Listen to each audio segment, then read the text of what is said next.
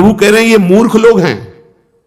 अब जानन्ति माम मूढ़ा मानुषीम तनुमाश्रितम, ये मूर्ख लोग मेरे को, जो मैं संपूर्ण प्राणियों का महान ईश्वर हूं, ये मेरे पर श्रेष्ठ भाव न रखकर समझते श्री कृष्ण भी मानुषीम तनुम, ये मनुष्य शरीरधारी हैं।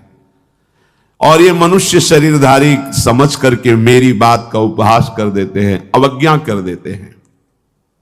जिनकी सत्ता स्फूर्ति पाकर प्रकृति अनंत ब्रह्मांडों का क्षण में सृजन करती है, चराचर स्थावर जंगम प्राणियों को जिनकी सामर्थ्य से प्रकृति प्रकट करती है, प्रकृति और उसके कार्य मात्र का संचालन, प्रवर्तक, शासक, संरक्षक एकमात्र जो है वो है श्री कृष्ण। श्री कृष्ण के ही भय से भयभीत होकर वायु प्रवाहित होती है, सूर्य तपता है, प्रकृति अपना सर्वस्व कार्य करती है। प्राणी अपने कर्मों के अनुसार जिन जिन लोकों में जाते हैं, उन उन लोकों के लोकपतियों पर भी जिनका आदेश चलता है वो है श्री कृष्ण। जो ईश्वरों का भी ईश्वर है वो है श्री कृष्ण।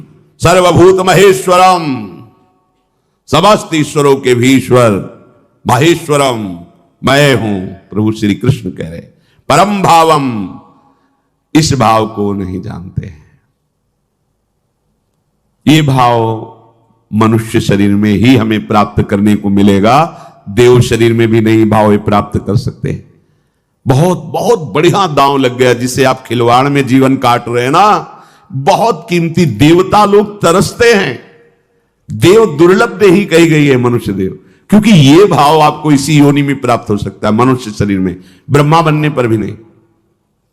इसीलिए जो प्रभु की चरणारविंद की भक्ति करते हैं वो कहते हैं न पारमिष्ठम न महेंद्रधिष्णम, मुझे ब्रह्मा का पद नहीं चाहिए, इंद्र का पद नहीं चाहिए, सम्राट पद नहीं चाहिए, योग की सिद्धियां नहीं चाहिए, मोक्ष भी नहीं चाहिए। हे कृष्ण, बस आपका नाम जपूं, आपके ध्यान में मगन रहूं।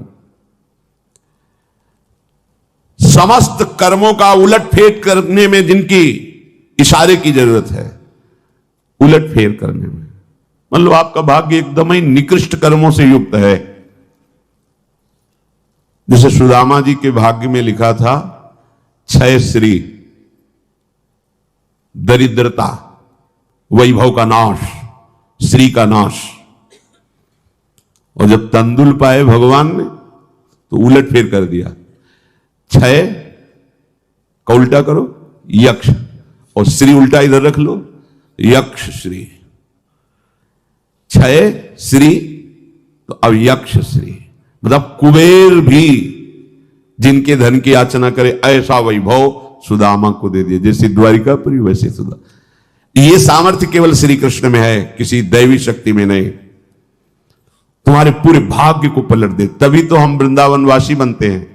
ये हमारे भाग्य से थोड़ी है, हमारे भाग्य को पलट दिया लाडली जी ने, तभी तो हम ठसक से रहते हैं कि हम मरेंगे तो यही मरेंगे। तो तुम अपने भाग्य के विधाता थोड़ी हो कि तुम सोचोगे वही हो जाएगा। अरे जो लिलाट में लिखा है ये सिद्धांत है, जन्म मरण ब्याह गति जोई, जस जहां लिखा तहां तस होई।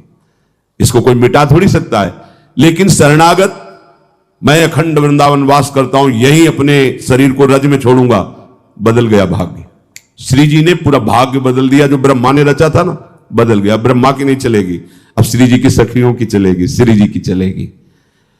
जो भाग्य को, कर्मों को उलटफेर कर सकता है एक सेकंड, वो है प्रभु।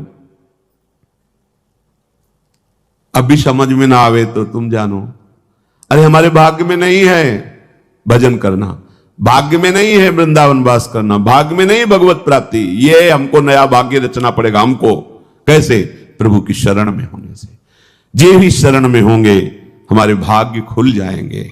ब्रह्मा के रचित भाग्य को पलट करके श्री जी की सखियां नया भाग्य रचेंगी, तभी तो हमें सहचरी वपु मिलेगा। हमारे भाग्य में थोड़ी लिखा है सहचरी वपु। उलट फेर करने में जो सर्वथा परम स्वतंत्र है वो है श्री कृष्ण। और श्री कृष्ण जिनके अधीन है वो है हमारी लाडली जी। जाके अधीन सदा ही सांवरो या ब्रज को शिरताज।